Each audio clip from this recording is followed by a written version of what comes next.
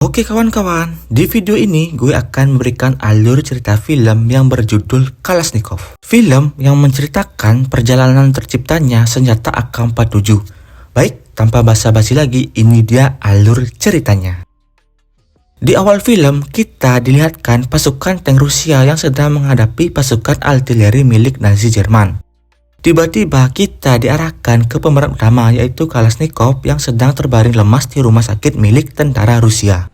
Kalashnikov pun diantar ke stasiun kereta menggunakan pick-up bersama tentara-tentara lainnya yang sedang terluka. Pick-up mereka pun melintasi pasukan Rusia lainnya yang sedang mencari divisi infanteri 12. Sayangnya, pick-up mereka malah terjebak lumpur yang mengakibatkan mobil mereka tidak bisa jalan. Letnan bersama Kalashnikov pun mencari kuda di perumahan sekitar. Tiba-tiba pasukan Nazi muncul dan menembaki letnan itu. Alhasil letnan itu pun terkena tembakan di bagian lengan. Kalashnikov berhasil melumpuhkan pasukan Nazi tersebut. Mereka meminjam kuda dan mereka pun berhasil keluar dari lumpur itu. Mereka semua melanjutkan perjalanan menuju stasiun kereta api. Setibanya di stasiun, Kalashnikov pun melanjutkan perjalanannya menuju stasiun Matai menggunakan kereta api. Dalam perjalanannya, ia mengobrol dan membeberkan rancangan membuat senjata otomatis kepada tentara-tentara lainnya.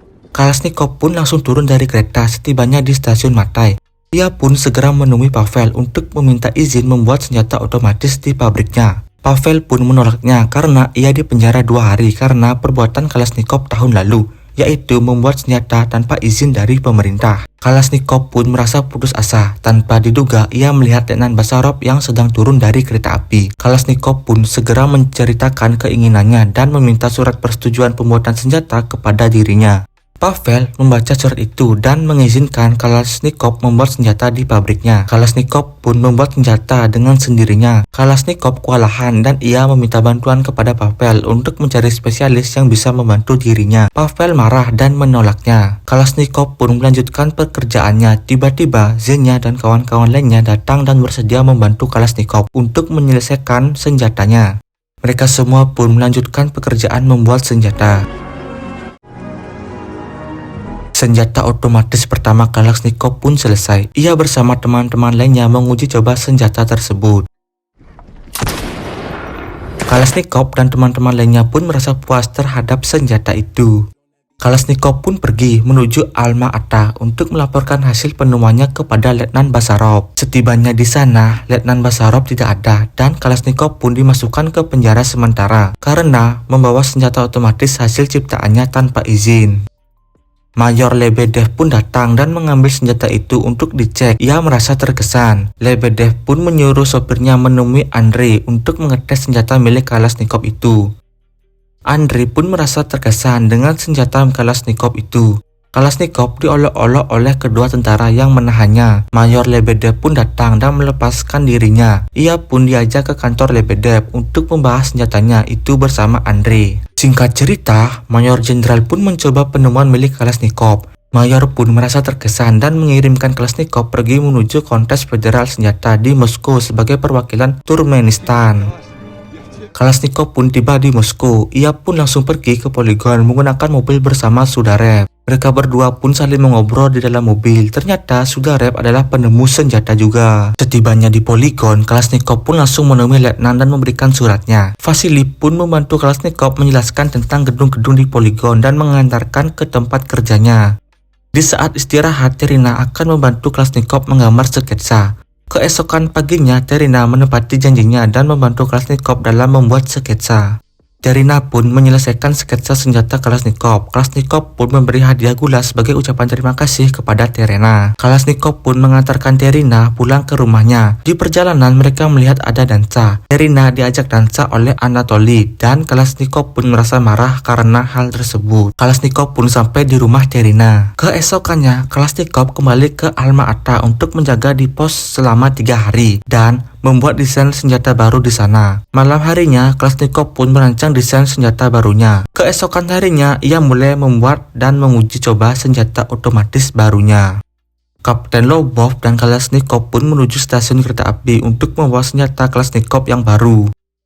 Di dalam gerbong, Kalashnikov pun diajak minum alkohol oleh Lobov. Ia pun menolaknya. Kapten Lobov memfitnah Kalashnikov bahwa ia adalah seorang mata-mata tentara Nazi Jerman yang sedang menyamar karena tadi ada seseorang tentara Rusia di gerbong tahanan memanggil nama Kalashnikov. Alkohol milik Lobov pun terjatuh. Mereka berdua pun melanjutkan perjalanannya dengan jalan kaki disertai dengan hujan badai. Mereka berdua kembali cekcok. Lobov hampir menembak Kalashnikov. Beruntung Kalashnikov langsung menghajar balik dan mengambil senjata milik Lobov. Kalashnikov menceritakan siapa yang ada di gerbong tahanan tadi dan mereka berdua pun saling mengerti. Kalashnikov pun tiba di poligon. Ia mengajak Terina untuk pergi jalan-jalan.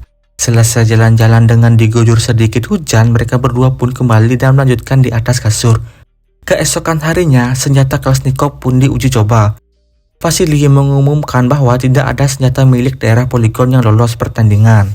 Kalashnikov pun merasa sedih. Ia ditemani oleh Vasily langsung.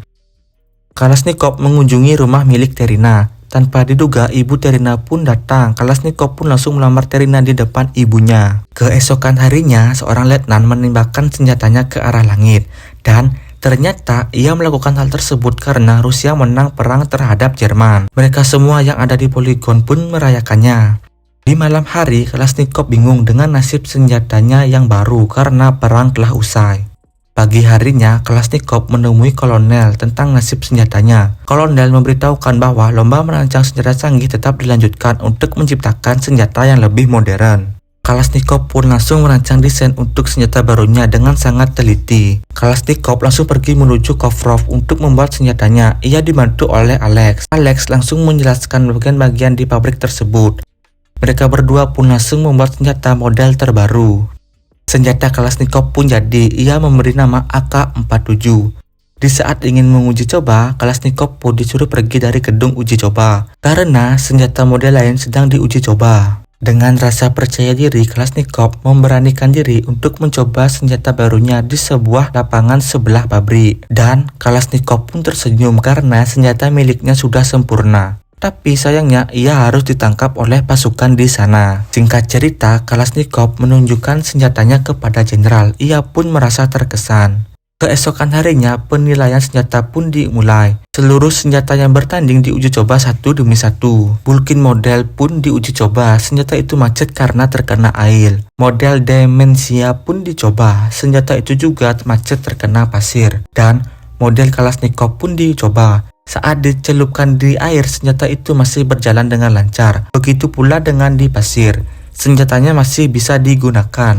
Singkat cerita, senjata milik Kalashnikov berhasil menang dalam pertandingan tersebut. Dan Terina memberitahukan bahwa dirinya hamil kepada Kalashnikov. Kalashnikov pun pergi ke Moskow. Voronov memberikan selamat kepada Kalashnikov. Kalashnikov dan Voronov pun pergi menggunakan mobil. Mereka berdua pun berbincang tentang keberhasilan Kalashnikov.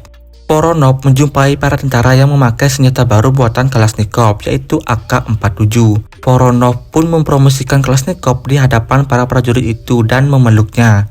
Terina dan Kalashnikov pun pulang kampung dengan anak-anaknya yang masih kecil. Film Kalashnikov pun tamat. Baik, terima kasih yang sudah menonton sampai habis. Semoga kalian terhibur ya. Mohon maaf jika ada salah penyebutan aktor. Saya minta dukungannya dengan cara subscribe, like, komen, dan share video ini ke teman-teman kalian ya. Baik, sampai jumpa di video selanjutnya.